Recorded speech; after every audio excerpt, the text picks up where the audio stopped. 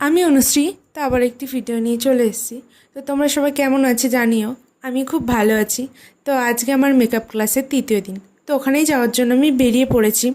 আর আমি পৌঁছেও গেছি। দিদি আমাদেরকে বলেছে একে অপরের গালে গাল কলকা করতে। তো আমি যার ওপর গাল কলকা করছিলাম সে তো ঘুমিয়েই পড়েছিল। আর খাতায় করা এক আর স্কিনে করা সম্পূর্ণই আলাদা। তবে একটু একটু হাত কাঁপে।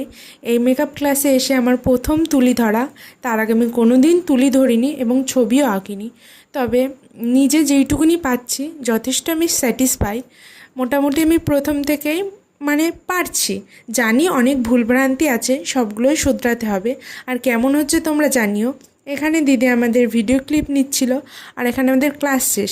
তো এখানে আমি বসেছিলাম। তারপরেই চলে গেছে আমাদের আসাননগরের ফেমাস মোমোর দোকানে, ভুবনদার দোকানে। এখানে আমরা ছোটো থেকে মোমো খাই। ক্লাস 8 থেকে দাদার বাবা মোমো বিক্রি করতো, তো আগের থেকেই পরিচিতি। আর আমি আসাননগর স্কুলেই পড়েছি।